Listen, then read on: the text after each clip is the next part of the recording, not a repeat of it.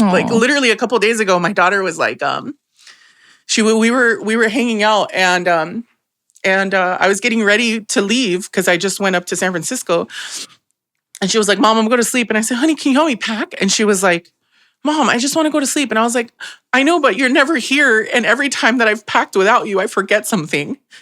And and she just looked at me. She was like, are you crying? And I was like, I don't think you realize, like, thank you. I was like, I don't think you realize, like, how much I miss you all the time.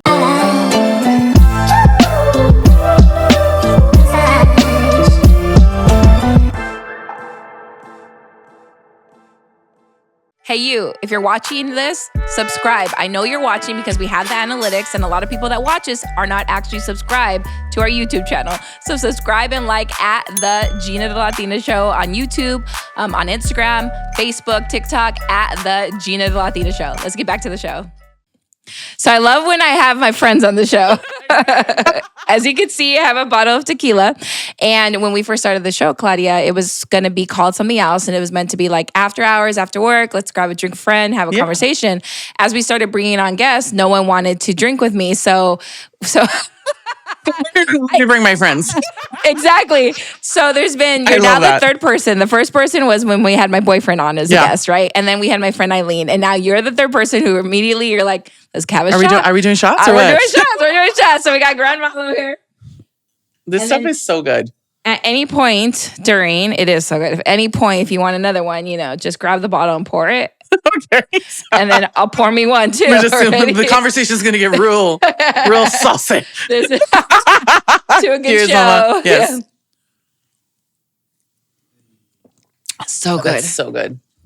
Okay. We're ready. That's what we do. Shake it off. I got notes for you. Oh, dang. Because her intro, this is Chef Claudia Sandoval. Thank you for coming on the show. Thank you so much. But you have so much accolades and I don't want to miss it all, right? Because I have to, right? She is the winner of MasterChef US Season 6. Then you were a judge on shows like Chopped, Worst Cook, MasterChef Latino. Then you win and host. You're the host and executive producer of the food travel show Taste of the Border on Discovery Plus. Yeah. Also La Mesa Mexa on Bite Originals. Yep. You are the founder of Claudio's Cocina. Sorry. That's what happened with shots.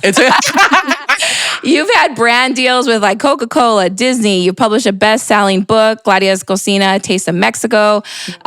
You have the pop-up bakery, Cochi Dorado. Yeah. I mean, you have a meal delivery line with Home Bistro. Yeah. I mean, and I went through this fast.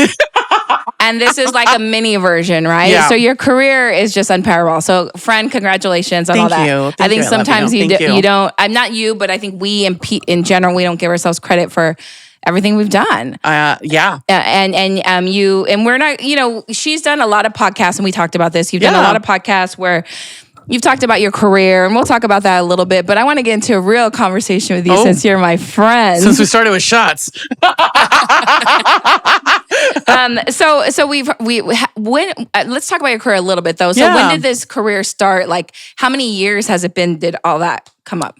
So, I mean, I think what people know publicly is she went on MasterChef, she won a competition, and, across the last 9 years, she's been on 17 different television shows, worked with all these amazing brands and blah, blah, blah, right? See, I didn't even say the 17. I said like 3. But I think like what a lot of people don't know is that, I grew up with a family that had like restaurants that cooked all the time. My tia abuela has like rest in peace, had a kind of senaduría out of her house. Like that's just the way our family is, and was. And so they were, they lived in Mazatlan, Sinaloa, and then they moved, a big part of my family moved to Tijuana because they came to work the fields because there just wasn't enough work in Mazatlan. And so that's how my family ended up coming to the United States. But because of those kind of women who always cooked for the pueblo and for people, in the neighborhoods. I mean, up until the couple of days before my tia abuela passed away, like she was still cooking for people in the pueblo. Awesome. And people come to her house for like dinner and they would just eat in her kitchen. Like that's just kind of how it was. It was almost like a small restaurant out of their house. But on top of that, when I was 14, I started out like a giant pizza king. Yeah. A lot of people have no idea that I have that background. My dad used to my stepdad used to work as an executive chef. And so like I got experience with that because obviously like if a line cook or somebody would call out, guess what? You got like a Mexican daughter that you can bring into the kitchen. So you started kind of like learning, but also teaching yourself probably, right? Absolutely. Yeah. And it was like sink or swim, right? Like pick it up real quick because otherwise, so there is a lot of experience that happened well before going on MasterChef that was both professional and very much just about creating really good, authentic Mexican food. When I went on MasterChef, I think I combined both of those things, right? That kind of deep love for real traditional Mexican cooking and creating flavors that, are kind of deeply rooted in history, but then also using kind of the techniques and efficiency that you can obviously garner from a kitchen like, my dad's kitchen and the likes. Yeah. So you go and you learn from your grandma. Yeah. Right? Yeah. That's awesome. So you go on MasterChef, right? Which probably just is, and it throws you into a whirlwind. Let's talk about that. To say the least. Right? Yeah. Like 17 shows later, like talk about that. Like how many years was that whirlwind? Because I want to bring us to present day, right? Yeah. So that was 9 years or whatever they saw you on TV, 2015. Yeah. And then you go into this whirlwind of what? Like explain to us or paint the picture of what the next few years or how many years was like. Well, I mean, I think to start that kind of conversation, we should also talk about 2015. 2015 was a weird year. So just for people to kind of understand, I left January 6th to be in LA filming. We filmed at like Disney Studios. Was there until March 14th was the day that I won. Oh, wow. From March 14th until September 15th, or 16th, when my finale aired, nobody knew that I had won except me and my family and whoever was there. Yeah. So it was almost like living in this like twilight zone of like, oh my God, I'm like on top of the world, but I don't have money yet because they don't pay you until after the show has aired to make sure that it isn't leaked, right? Yeah. And so you're kind of in this place where you're like, I won $250,000, but I'm poor right now and I can't make ends meet because I came home and I lost my job because I walked away from everything in order to go after this really cool. Yeah. So it kind of messes with your head a little bit. And then you get the money and then you're like, okay, well, what am I going to do with it? And I felt like I love Fox. I love my MasterChef family, but there was also no like, this is what you should do, or like, let me connect you with a past winner who has been successful. No guidance. Nothing. Like no guidance. It was just like, congratulations, goodbye. You hear this with a lot of reality TV. Absolutely. Like they just throw you in, you become famous, and then you're like, bye. Like you're like, what do you do? Or figure it out. Figure it out, right? Yeah. And my thing was like, I wanted to continue to kind of keep my name in the lights, right? For lack of a better word. And I was like, well, how can I, make sure that my book is successful? Wait, so was your book already done or you did the book after this? So I started writing the cookbook in May of 2015, just after winning, before the show even started airing. Okay. I was already working on the book. We finalized the manuscript in September. So I wrote the book in like almost like, I would say 3 months. Oh, wow. Okay. Which was insane. I want to give a quick shout out to our food sponsor, Cravings Fruit. They're a fruteria in Santee, and they have lots of fruit with chamoy today. They brought us some tortas, sandwiches. They even got candied apples. Of course, they have all the green juices, and this, I believe, is a watermelon juice. Shout out to Cravings. Thanks for being our food sponsor. We went straight into the book. The book launched May 2016, May 10th, 2016.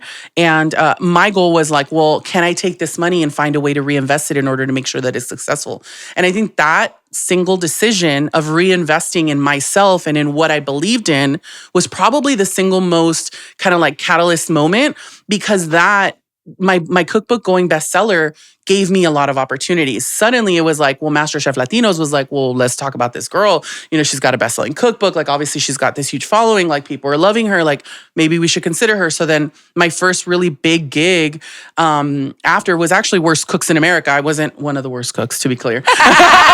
You were the judge. I was the judge. I always want to clarify that. Yeah. But, I did Worst Cooks, and then I think I did like a Best Thing I Ever Ate episode, and then I did like a Top Junior, and then I was like, well, MasterChef Latinos picked me up for a whole season as a judge, and that was like a big thing because there hadn't been a contestant that went on to become a judge. Oh. And so that's a really big switch, and so that was, I think, also what also changed things for me. And but since then it's been go, go, go. And like, how do I reinvest the money that I'm getting in order to continue to do what I'm doing? So you had a lot of business savvy to know that from the time you won to the time it airs, you got to be prepared for when the time it airs. So you had a book ready to go. So when you became like, oh, this girl won, some people would wait till then and then start later and not know what to do, right? So you had it ready to go. So you have business savvy, like not like it's the others. I've known reality stars. I'm not calling you chef, but reality. No, I get it. And they don't know, like they get the money and then they're just like done. Like, right. And it's a weird thing because you're so famous at that moment and then no one cares about you. Right. Or whatever. You always hear the thing like ride the wave, right? Like ride the wave. Like if you're on top at that point, like you've got to kind of continue to stay on top.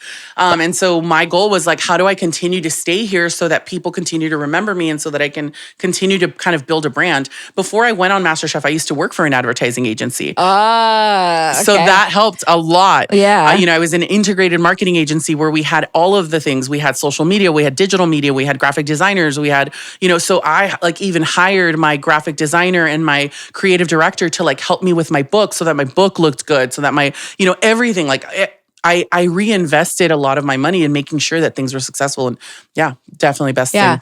So that was 2015, 16, right? Yeah. And now, fast forward, you've still been able to maintain this, right? But has it been a struggle? Has it been easy? Has it been a hustle? I'm sure it was. It's been a cakewalk. So easy, guys. So easy. Anyone can do this. But because let's talk about that a little bit because, you're riding high. Like when you win, it's like winning American Idol. You're like high. And then I can't even remember. I'm in radio and I can't remember who the last season winner was last year, right? Right. So to be able to keep a name must, take a lot of work. But then also like, I'm sure at the beginning, there was all these opportunities and you have to make opportunities versus like, not giving them, but offer them. Yeah. I mean, there was definitely a lot of that. And there was also a lot of like, okay, well, I've done this, but then there's no work for 6, 7, 8 months. So it was almost like I was a seasonal worker, right? I'm like gig-based. And so it was like, okay, so how do I get new jobs? And so then the imposter syndrome starts to set in because, you're like, am I really supposed to be this person? Like, even though I believe it in my heart and I think that I'm worthy and whatever, like all of a sudden when you have all of these months where nobody's calling or nobody's returning the emails or, all of you reaching out and saying, hey, I want to work with your brand. Hey, I love your, tamarindo tequila. Yeah. Like, and they don't reach back out. Gran malo. Yeah, just kidding. I know, right? It's not you, baby. But you know what I'm saying? Like, if you reach out to all of these brands and nobody's reaching back out, you start thinking to yourself, like, man, is it me? Right? Because you can be on top of the world one day and then everybody forgets about you because your name doesn't continue to stay there, right? And so it's almost like, how do you continue to create content? And so what I started to do was like diversify. But yeah, man, the imposter syndrome is like, it's a real problem. It's a real thing. And let's talk about imposter syndrome, okay? If you don't know what imposter syndrome is, how would you describe what it is? Imposter syndrome is like when the way I see it, right, is like when you are super successful, but yet somehow inside you feel like you don't deserve that. Like you don't belong there. You don't belong there. This is not a space where you should be. Like everything about you is like, I shouldn't be here. I don't deserve to be here. And you feel like you are the imposter in this specific scenario, regardless. Even if you do have the talents and even if you've proven it time and time again, I always say, I could have the best chef in the world telling me I've redefined Mexican food and still think like I have such a long way to go. Yeah. And it's a constant. I think that I will say I feel like women in the workplace feel it heavily. I know I do. I feel like it, all the time, like even to this day sometimes. And it's a constant reminder of like, no, I belong here. I deserve to be here. And I do think it's a thing of like men and women. Men from a very young age are taught to just dominate and just going. And girls are not taught that, right? Right. Kind of. So then that goes into the workplace, and it just becomes a thing, right? And it's just crazy, especially in the entertainment industry. Imposter syndrome. Because people will tear you down no matter Oh how my gosh. successful you are. Oh my gosh. I mean, Right? let's not even talk about social media. Yeah. Yeah. No, everyone and colleagues and everyone, they will find a way, right? Yeah. There's so much like Competition. There's so much envy out there. know. Oh my gosh, it's really sad actually. But what I've learned and I try to live by is like, I think there's plenty of room on the table for everybody. Oh, I agree. There's so much room for all of us. Yeah. And so I try, and I really feel like I have attracted like successful women that have become my friends in the same field in the entertainment industry, because that's really how I believe in my life. Like I don't get competitive with people. I'd like, if like I've had people that are up for the same job, they get it. Cool. That wasn't supposed to be, like, hey, do you know a local, recently this happened. Someone asked me like if I knew another social media content creator in San Diego, and a lot of people gatekeep and they're like, no, I don't know anyone, because why would I be giving like, oh, I know Chef Claudia, and I send them your name, you know, and that's just, I do believe there's something to that. Yeah. Right. I think it's karma, man. Like also you put good out into the universe, it's going to come back, right? Yeah. Like one of the things that I haven't mentioned is like my philanthropic part of like my life. Like I won $250,000 and I was like, I want to give that back to the community that like lifted me and carried me whenever I was just a single mom, like living in La Mesa, sharing a bed in a 1-bedroom apartment, like I had, the San Diego Food Bank and Feeding San Diego, like literally giving us groceries so that I could make ends meet. Like I had, the Center for Community Solutions who like helped me with domestic violence support because I was a victim of domestic violence. And so like all of these things that like, all of these organizations that helped me along the way, like all of those people I wanted to give back. And to your point, I think like when you consider yourself as a part of a community and when you think like rising tides lift all boats, like I am able to now use my, audience, whatever, to be able to amplify their messages as well. Yeah. We all should be capitalizing on all of our successes. And together we are stronger than going here, gatekeeping, like, this is mine, I'm going to keep it for myself. Like, it's crazy. It's wild to me. But I'm going to, she's raised over $600,000 for nonprofits. Oh yeah. Right? We or stopped more counting. Than that. It's more. It's we more, stopped counting at like $850. And so thank you for everything you do for the community. Course. But I believe in like giving back, and giving back not for a return, but there is something about karma. You know what I mean? Like, I feel like everything I do is for others. It's not really for myself. Whether it just be like for a young girl, a Latin girl thinking that she wants to be on the radio one day or on TV one day. Agreed. As someone, the chef, that you are a living example. And that, I do think that that's like part of our journey and why we're 100%. Right? Yeah. And probably part of our bigger journey. I've been thinking a lot about that lately. And like, I think you do this so well, Hey, if you are liking the show and you want it to keep going, you got to help us by subscribing. It's real easy. Just subscribe right here. Also, comment. I don't care if you hate it. You can comment that you hate it. Comment that you love the show. We just need your engagement to keep it going. Also, if you're on social media, follow us on Facebook, TikTok, Instagram at the Geena the Latina Show. All right, let's get back to it. One of the things that I envy about you in a good way is that you are so authentic to you. Like, and I feel like even across the last couple of years, you've been even more authentic with your trials and like all of your setbacks. And instead of, talking about them as just setbacks, you've used them as stepping stones in order to show people like the way of like, hey, I'm struggling too. And I think that authenticity inspires me. Oh, thank you. No, and I'm not saying it just to blow smoke up your... Can I even say that? But like seriously, I think so often you see all of these people with their name in the lights, and then you're like, they're just, you think of them as just like kind of this celebrity. But when you have the ability to be authentic and to be vulnerable and to share your stories, I think it humanizes us in a way because we are at our core, obviously human, even though we may be, in the spotlight sometimes. We're still human and we still struggle and we still face the imposter syndrome and we're still struggling. And there's a lot of cognitive dissonance that happens between like your public persona and who you are as a person. Yeah. And so when you're able to kind of merge the two and show a little bit more of like who you are at your core, my God, like I think that's where you've inspired even me to be like, dude, like I need to just be more authentic because I don't want to create that cognitive dissonance where I'm constantly on, I'm constantly Chef Claudia. that's been really hard. That's hard. dude. That's too much to do. It's hard. It's hard. Yeah. It's hard to always be on, but sometimes you feel the need, you know, Yeah. you're like, oh, well, I don't want to, like, I don't, you know, to your point, everyone's watching. So I don't want to disappoint them. I don't want this little girl to be like, oh, I didn't know she liked, I don't know, rock music or whatever. Yeah. Right? Yeah. I don't want to like, almost like shatter their idea that they have in their, because people make up ideas about you in their head. They've like, you know, and so I think that's one of the things that I think like you do so incredibly well. I learned that a long time ago, and I've been blessed to learn that. And it was, I've shared this story on a podcast, but I'll share it again. So I was, I had 2 brothers killed, and I was very quiet about that because I thought that people in the entertainment industry would judge me. Oh, that girl's ghetto, like blah, blah, blah. All these things that I don't even care anymore. But back then I did. I was in my early 20s. And when I got the job on the radio, I was really young here. And all they told me is be you. That was, I didn't have any experience, be you. I'm like, that's the easiest thing. I could be me. Right? Not realizing I'm talking to a million people, right? Yeah. But I did one day when the first time I ever shared what happened to my brothers on the radio, and I'm not sure why it came up, but it came up, and I was just like real. At the time, I honestly didn't realize how many people were listening. Yeah. You just don't. Like, you're in a room with 4 people, you just don't. You're told, but you don't, right? Yeah. But I had never got so many messages and at the time emails and comments about like, thank you for sharing your story. Whether they went through something or not, they were just, and that's what I was like, wow, like actually what I was afraid of doing actually helped more people. Yep. So after that, I was like, fuck it, like whatever. And so then it was probably like TMI, right?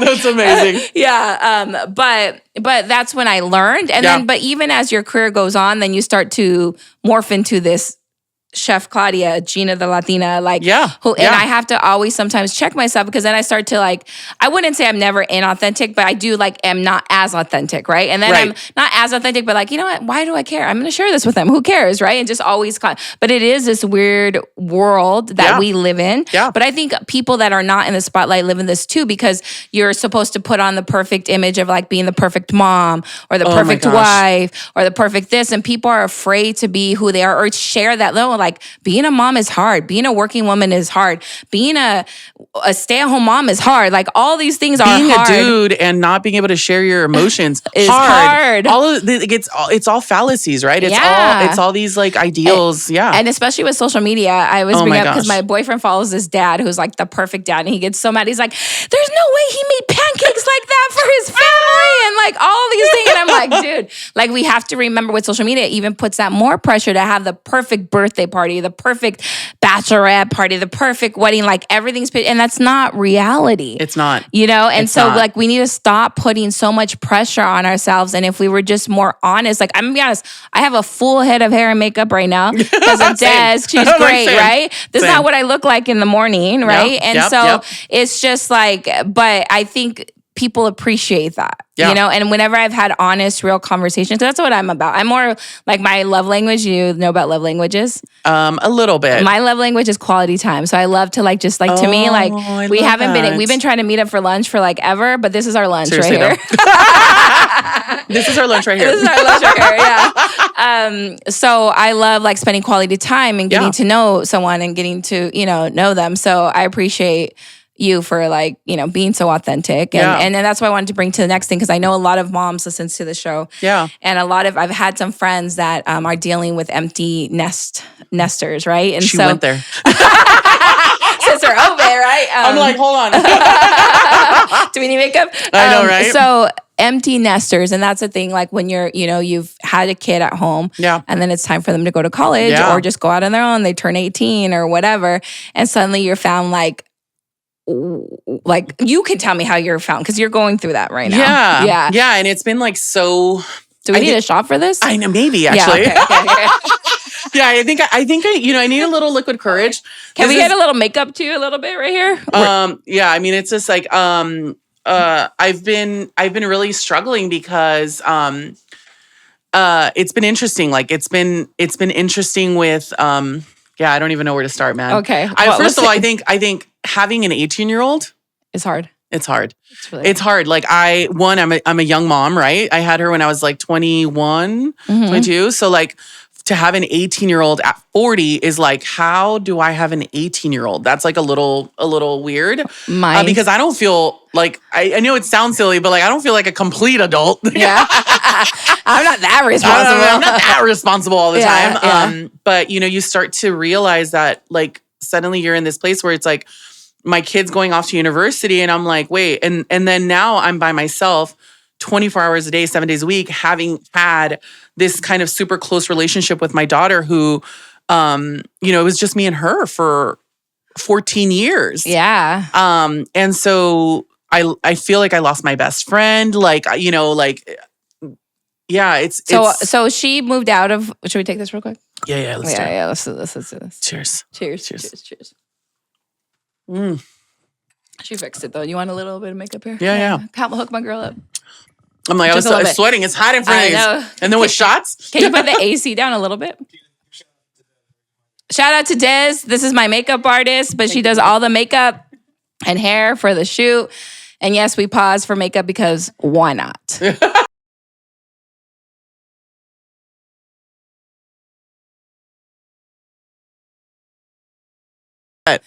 Can I go put the air down a little bit? It's really hot. Or can you do it?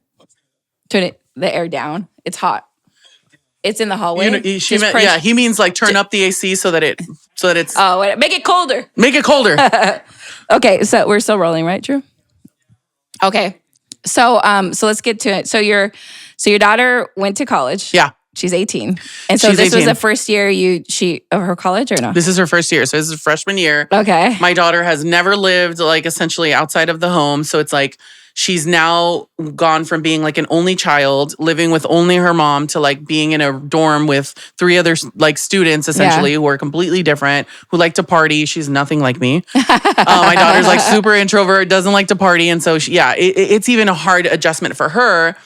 But I think like where I felt like things were, better yet, it felt like everything compounded because what happened was, she left to university, but right before leaving to university, I decided that I was like going to make the move of leaving San Diego and move to Tijuana. So then suddenly I'm now in a new country, in a new city. Granted, it's Tijuana. It's just like 20 minutes away from, with the border and Sentry and all that. But still, like I was now in a new country, having to learn a new country without my daughter, away from my family. And at that point, there was no work. Like zero work. So it was almost like for the first time in 9 years, everything stopped. And the mind is traitorous and it will lie to you. And I was like sitting there just reeling and thinking like all these awful things and really went through probably one of the most difficult eras, I think, of my life because I was suddenly feeling like, well, what is my life worth now? Because if I'm not a mom, then what am I? Right. If I'm not a chef, then what am I? Right. If I'm not working, then what am I doing? And so not only was it like imposter syndrome, it was like, this kind of like super heavy empty nesting. And like, I've had friends who've gone through empty nesting and I'm like, damn, none of them told me that it was this bad, And that brings it back to authenticity because I can guarantee it was probably that bad. Yeah. Because I've had friends, the ones that are dared to be open about it, but most people won't share that emotion that they're depressed because their kids, that they're crying because that they don't know who they are without their kids. Yes. And so please, because I know I've had, and I feel like because of this podcast, people open up a little bit to me, a little bit more, but a lot of people deal with this. Maybe they're not talking about it, but a lot of people deal with it. Well, and it's been super frustrating because to your point, nobody talks about it. But as soon as I was like, why didn't you tell me it was this bad? Then they were like, oh my God, let me share, And so it was like, I feel like maybe it's one of those things where it's like, unless you've gone through it, you don't feel like other people will understand. But I challenge anyone that's kind of going through this to talk to people, even if they have never gone through empty nesting. Yeah. Because 1, you need that support system. And then 2, the people that brought me out of that were my friends who I was vulnerable with. And they were like, they would call me and be like, what are you doing right now? And I'd be like, oh, just laying here crying about how I'm like worthless now that I'm not a mom. Like I would jokingly say that. But it was real. But it was real. Yeah. And they would be like, get your ass out of bed. Let's go. You know, like we're going to blah, blah, blah. Like it didn't even matter. Like, let's go to a game. Let's go here. Let's go to the bar. Let's go eat dinner. Let's go to lunch. Let's go get tacos, whatever. And like truly, like my TJ friends, like I'm so grateful for the community that is Tijuana, because I found a new community there with like really incredible friends who were the ones who like, even when like remember the big hurricane that was going to come to San Diego? Yeah, I remember that. They were like, hey, come to the bar. I spent it at Aruba in Tijuana, which is now number 16 in the 50 world's best bars. But I spent it at Aruba. The lights went out and we were all just like, well, let's turn on our lights on our phones, our flashlights on our phone, and we were like drinking mezcal like in the dark, you know, like. But I was so grateful for those people because it is so hard and it is like soul sucking. Like you feel so, man, the amount, I don't even want to, like I start to feel like I even want to cry right now because it was so hard. Like it was. Yeah, man, it's so hard. And it's still hard. It's still hard. Yeah. I'll give you an example. Like literally a couple of days ago, my daughter was like, we were hanging out and I was getting ready to leave because I just went up to San Francisco. And she was like, Mom, I'm going to sleep. And I said, honey, can you help me pack? And she was like, Mom, I just want to go to sleep. And I was like, I know, but you're never here. And every time that I've packed without you, I forget something. And like she just looked at me. She was like, are you crying? And I was like, I don't think you realize, like, thank you. I was like, I don't think you realize like how much I miss you all the time. Yeah. And she like looked at me and she was like, are you serious? And I was like, yeah, honey, like all the time. Like in the mornings, I have breakfast by myself. Like I don't have to make breakfast anymore because I don't have a kid to make breakfast for, you know, like, and like, then I'm like not eating and then I forget because now I don't have the responsibility of having to cook for you. And I know it sounds awful when you say the word responsibility, but I miss my responsibilities as your mom. I miss being able to cook for you. I miss doing this. And so now she's like, Mom, can you make me breakfast? Yeah, every time. I'll be here all summer, Mom, every day. Yeah, she's at home for the summer and she's like, Mom, can you cook for me? Mom, can I, you know?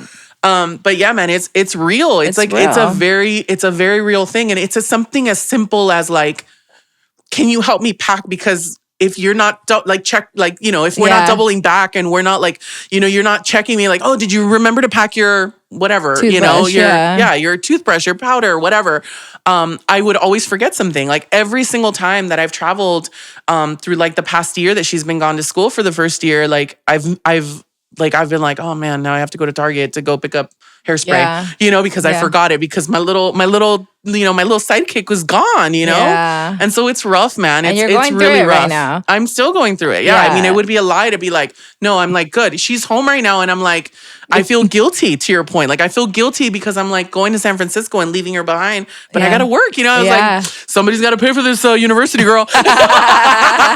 Yeah. Well, thank you for being so open and vulnerable about that because I know a lot of parents feel like that. I know that whether they're public about it or not.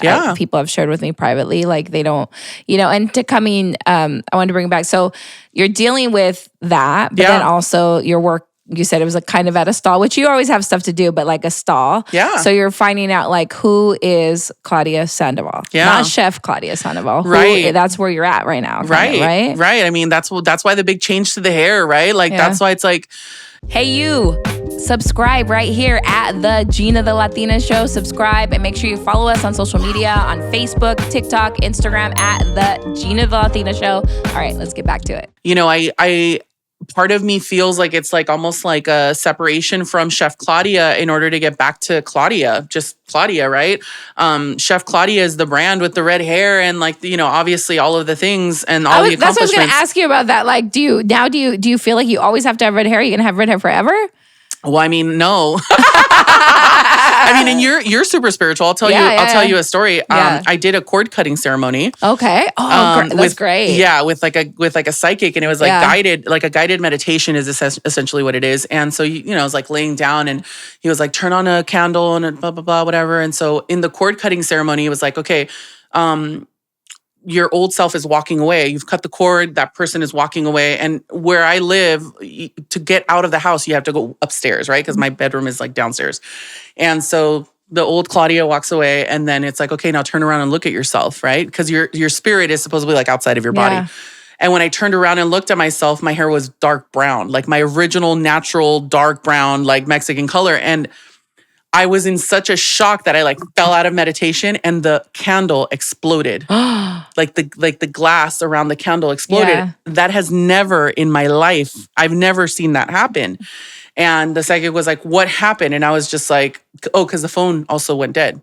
Oh, wow. And so I called him back, and I was just like, he's like, what happened? And I was just like, my phone went out, and like, and the, you know, the candle exploded. And he was just like, oh man. He's like, tell me what you saw. And I was like, oh, well, it wasn't me.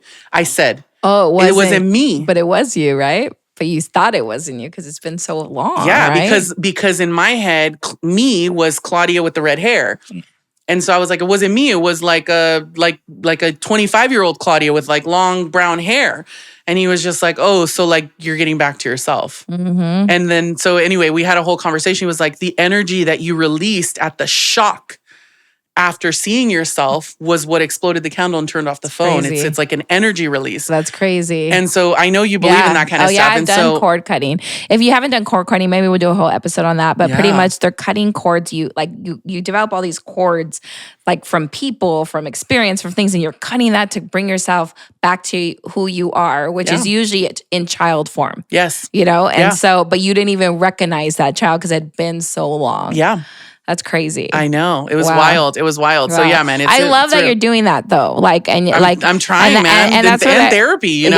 Yeah. And that's what I said. Like, it's always, and that's why we wanted to talk about, it's like, it's always a work in progress. She wasn't going to come on here and pretend to be like, oh, I got it all figured out. I don't care that my daughter's gone. I'm not trying, you know what I mean? I don't care that work is slow right now. I don't care, you know, like, no, like all that stuff is real. And that's what's going on right now. And the more authentic we are with ourselves, we'll get to know ourselves. The more we are authentic with others, people can help us. Your friends know where you're at, so they can call you and be like, hey, let's go get a drink. Yep. Right? Totally. Yeah. And it's great because even if it's work related stuff that they're like, hey, you know, I know you're busy, but do you want to come help me at this event? You know? Yeah. They say, I know you're busy, but it's like, I'm not busy. Like, I'm just like at home, you know? I'm like, oh yeah, I'll come help you. And even if it's like not paying me to do anything, like, but I'll come help them and, you know, do stuff with them or whatever. Like I tell everyone, like, don't think that I'm always busy. Just because like I post a lot of stuff doesn't mean that I'm always busy. Real busy. See? I'm like, oh yeah, whenever you're available, just let me know. I'm like, I'm always available. What do you mean? I wanted to get to, because you have been doing a bunch of keynote speeches to what colleges or where? Yeah, I just did a commencement speech in San Francisco, and then I did a couple of keynotes for different organizations, including like Project Next. I did another one for like Cultivate Conference for National University, and just a bunch of different, I've done a couple of keynotes at And this I point. know you share your recipe for success with them. Would you mind doing a mini version here? Like, you don't have to do your whole speech, obviously, or give us one recipe for success. Well, I always say that my recipes for success isn't measured in cups or tablespoons. Like it's more a recipe for belief in yourself and it being actually weighted specifically on how you believe in yourself, and also authenticity, right? I think so much of what we do in our world again, is like this facade. And when you are able to create authentic connections with people, you really are able to capitalize on all of that and create success for yourself. But more importantly, it's belief in yourself, right? So often we will make excuses, right? Like the day that I was going to go apply for MasterChef and going to audition for MasterChef, I was sitting there going, I can't go. And my sister like knocked on my door, and she's like, hey, aren't you supposed to be like getting ready for something? And I'm like, scrolling, you know. You're like, nah, I got nothing today. And I'm like, nah, dude, I'm not gonna go to LA and then, you know, like go to this audition, and then they're gonna send me to LA, and then I'm gonna have to be gone 13 weeks. Like, I can't afford that. I can't do that. You're finding everything wrong with it before you even got the job. And she goes, wow, your head's so big that you already thought you made it through the audition.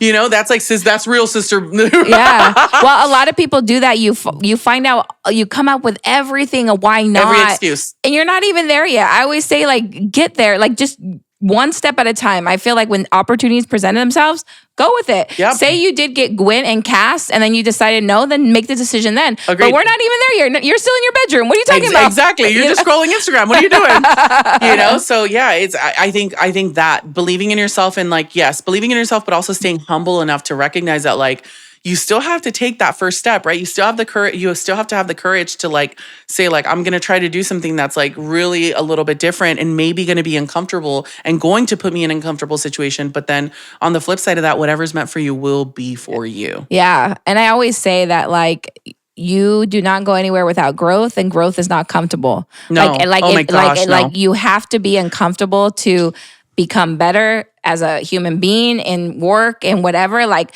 unless you want to just stay like this, if you want to take the next step, at some point you're going to be uncomfortable. Yep. There is no way around it. Yep. I totally agree. I wanted to say something quickly about authenticity too. I think a lot of people to be authentic with others, you have to be authentic with yourself first. Mm-hmm. Meaning Agreed. like a lot of people claim authenticity, but they're not, it's like what they want to portray as authenticity, right? It's what they want to share. Yes. Right? But the more you can be honest with yourself about your weaknesses, your strengths, your failures, your successes, and be truly, truly honest, Yep. then you don't even have to tell anyone. You just show up as authentic, right? Agreed. And I think that a lot of people miss that sometimes. They're like, well, I'm only authentic with some things. Like, I'll tell you about this, but not about that. I'm not saying you have to share your whole world with everybody. Like, No. we do this for a living. We get it's not for everybody. But even within, like, with your spouses, some people, oh my God, some people are so dishonest with their own spouses. I'm It's like, wild. how does your husband not know that? How does your wife not know that? Like, it's so crazy to me. Like,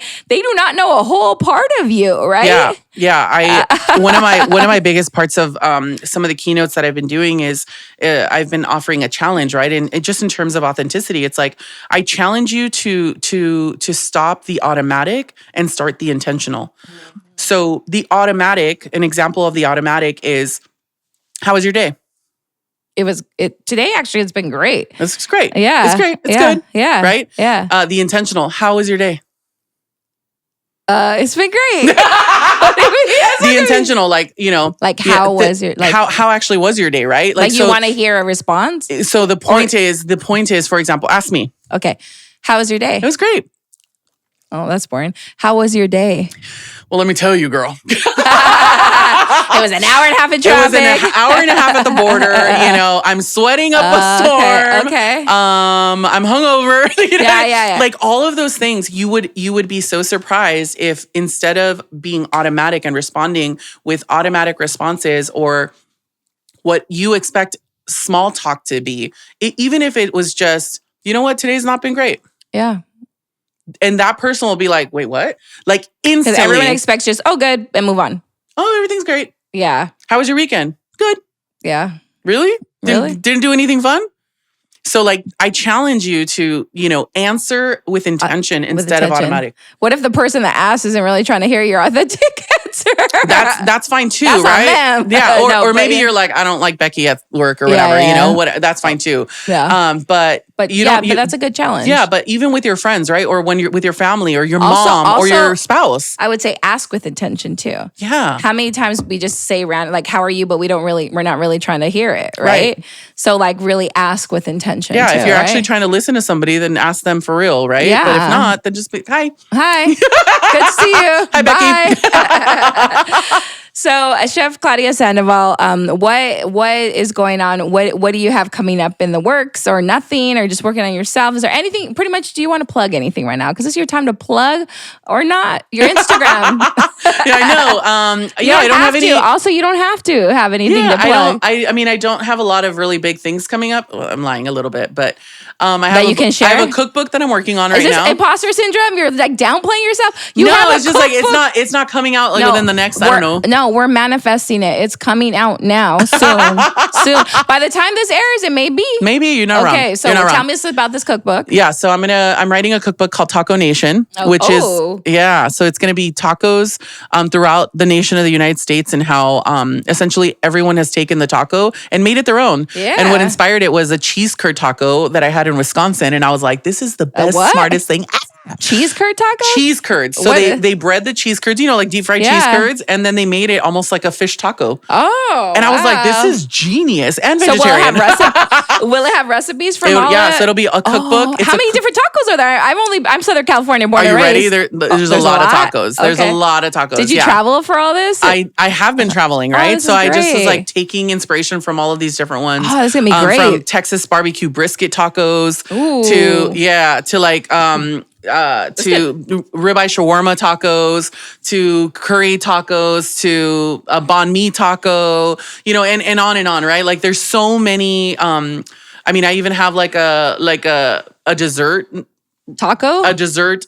No. I have a dessert chapter, girl. Oh. I have a turon baklava taco. Wow. I have the ultimate choco taco because you guys remember how the choco taco. Yeah, that was gone. Mm-hmm. Yeah. So yeah, lots of really. I have like an apple cheesecake taco. That's awesome. It's gonna be fun. Do we have a name of the book? Taco Nation. Taco Nation coming soon. I'm excited for that. Excited. It's coming. Yeah. And I've been working with like wonderful pistachios and just the just basic stuff, just the basic stuff. Well, thank you for coming on. Thank you so much for having me. We've been trying to get you for this is our every season, and I know. I'm sorry. No. I always feel like it happens when it's supposed to happen. Agreed. Like there's someone that needs to hear this message today, not 2 seasons ago, And so I really appreciate you. Oh, I have to ask you. I knew I had one more question for you. Are you allowed to answer this though? Because you're like one of the top chefs, obviously master chefs. Yeah. Like we have to get your recommendations for like I guess a lot of people here do listen in San Diego. Okay. Can you say like your favorite restaurants or favorite or is it your your own? I actually have a list. Oh, you have a list. I have to send it to you. Okay, so if you send it, can we post it on Instagram for your Okay, no. Okay. It's my insider trade. Oh, okay. No, like I only share it with it's a note on my iPhone, so I have to send it to you with my cell phone, which for personal. Yes. Okay. And I don't share my cell phone with anyone. So okay. So I'll send it to you, but the cool thing about it is as I update it updates for you too. Oh, so as I update I'm in your secret club. Yeah, so it's like it's almost like a list. I mean, I've thought about sharing it in the future, but yeah, like everything I have everything listed by type. So like, what do you want? Do you want American wood fired? Yeah. Do you want like I don't know nouveau Mexican or do you want like traditional Mexican? Do you want street style tacos? Do you want a brewery? Do you want a Mexican brewery? Like, can we share one right now? No. What? Give me a. What are you looking for? No. There's no top three. One. Style of food. I'm like. Where's the best? Okay, not best. What? Carne asada tacos. Carne asada tacos. Well, I don't have it that specific. But okay. So for tacos? TJ style tacos. TJ style tacos. Tacos El Paisa on National Avenue. Oh, okay. You've been there. It's good. It's good. It's See, good. He knows. Yeah. How do you get on? You should do a private I should figure out a way to do this where it is something where they can subscribe. Yeah, where they can subscribe for sure. Oh, let me before we're no, subscription. Really, you should. No, for real. I didn't think about that. I one last story is funny because we were gonna go to lunch. We're still supposed to go to lunch, but we're gonna go to lunch, and then she asked me, "Where do you want to go?" I'm like, "Girl, I'm not choosing a place because if I choose the wrong place, I'll go where." Like, imagine going to lunch with a chef, and then I choose like some random ass like whack ass place. No, you're choosing it. And she said, "Okay, girl, I got you." You do right. I was like, all right, I feel like you just asked me to be courteous. No, it's because you know why I ask is because I think that mentality though is also skewed. Let me give you an example. Okay. Nobody ever wants to cook for me. I would like never either. Not even guys that like date me. I'm like, dude, what the heck is going on? It's like intimidating. No, it's not. I don't even want to choose a restaurant when I'm with her. I'm like, you choose it. You could literally cook me a box of Kraft mac and cheese and I would be the happiest because I'm not cooking it. Okay. You know what I mean?